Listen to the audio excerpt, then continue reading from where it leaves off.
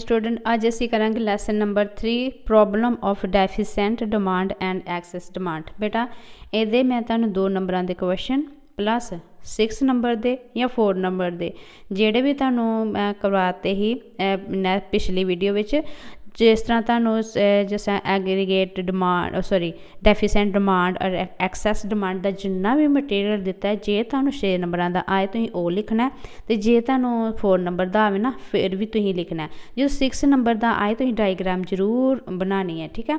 उहदे नाल तुहानू पूरे दे पूरे जिहड़े 6 मार्क्स मिल जाएंगे। तो हुण बेटा तुहानू एक ना सोर्स बेस्ड पैराग्राफ आना है, सोर्स बेस्ड क्वेश्चन आने ने, ये भी 4 नंबरां दे आ। तो ये सब तो पहला है कि तुसीं इनू ध्यान नाल पढ़ना है। पहले पैरे जिस कोई पैरा दे एक ही आना पैरा, उहदे नीचे जिहड़े तुहानू 4 क्वेश्चन पूछे जाणगे जिहड़े कि 4 नंबरां दे आ, ठीक है। तो असीं पैरा पढ़ लैने बेटा।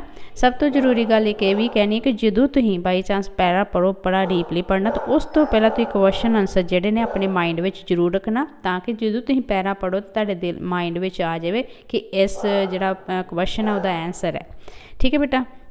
तो शुरू कर लैंदे आ।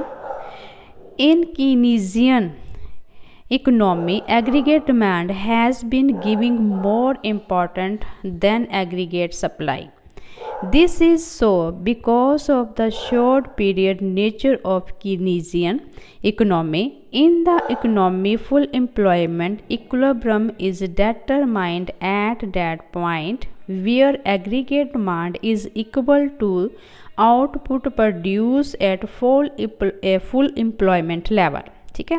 कहते if aggregate demand in the economy is less than or more than the output which can be produced at full employment level, the problem of deficient demand and excess demand emerge in the economy, ठीक है।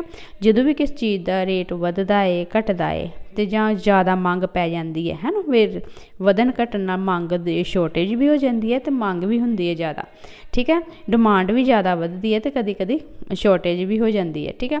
उहदे नाल साडी economy जिहड़ी है बहुत effect पैंदा साडी economy दा। मतलब कोई भी चीज़ है ना, उहदे ना तो ज़्यादा डिमांड वधनी चाहिए है तो ना ही घटनी चाहिए है। तो अगे है deficient demand create deflationary gap in the economy and this result is unemployment in the economy.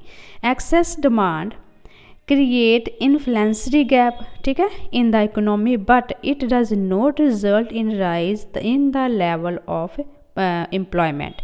In fact, excess demand arises only when there is full employment in economy, so level of employment can not rise but there is increase in price, ठीक है बेटा।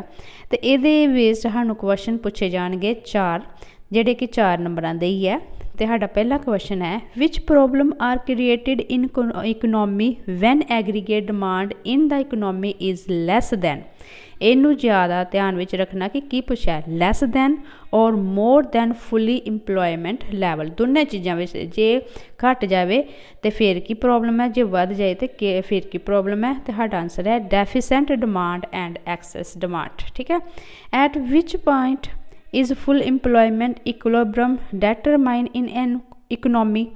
तो हमारा answer है the point where aggregate demand is equal to full employment level output, ठीक है। Next है what is the effect of the deficient demand in the economy? तो हमारा आंसर है deficient demand lead of deflationary gap and unemployment in the economy. Next है what is the impact of excess demand on price? की होएगा impact? हमारा answer है price increase due to excess demand. की होएगा? प्राइस वध जाएंगे बेटा। इस तरह नैक्सट पैरा है जिन्होंने असीं पहला ध्यान नाल पढ़ांगे तो फिर असीं इसका आंसर देवांगे। कहते if aggregate demand in economy is lower than the full employment aggregate demand in the economy, it is known as the problem of deficient demand. On the other hand, if aggregate demand in the economy is higher than the full employment aggregate demand in the economy, it is known as the problem of excess demand। ਤੁਹਾਨੂੰ deficient demand ਤੇ excess demand ਬਾਰੇ ਤੁਹਾਨੂੰ ਦੱਸਦਾ ठीक है।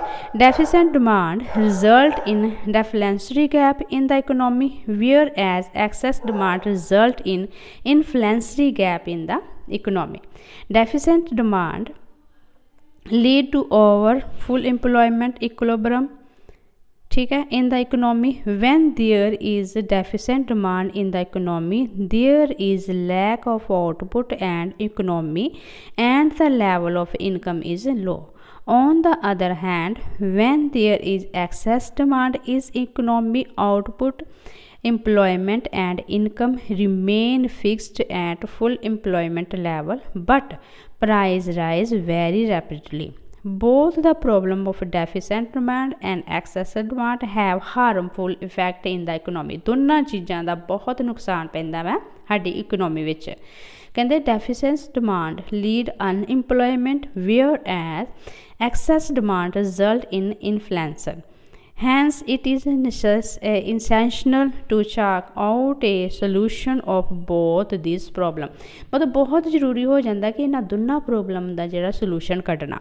तो बेटा देखो हुण इहदे क्वेश्चन किहड़े-किहड़े ने पुछे गए ने।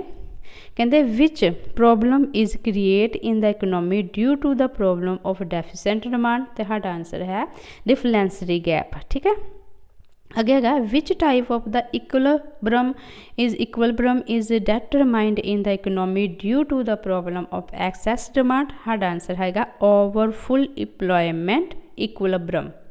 अगे है what is the effect of the problem of excess demand on output, employment and price। तो साडा आंसर है output and employment remain fixed while price rise rapidly। ठीक है, अगे है which problem create inflationary gap in the economy. तो साडा answer है the problem of excess demand. ठीक है बेटा, ये सिर्फ इस लैसन के 2 ही पैरे ने, तो बहुत इंपॉर्टेंट है क्योंकि जदों का मैं लैसन है शुरू किया उदों का ही मैं तुहानूं कहण डई कि बेटा लैसन बहुत इंपॉर्टेंट है, बहुत कुछ इहदे विचों आ जाना जे। सो डीपली तैयारी करना। ठीक है, चाहे वो 2 नंबरों का क्वेश्चन होए, चाहे 4 का, चाहे 6 का, या तुहानूं यह पैरा इहदे विच आना ही आना। I am 100% sure. ठीक है, सो ध्यान ना करना। नैक्सट वीडियो मिलते हैं। Take care.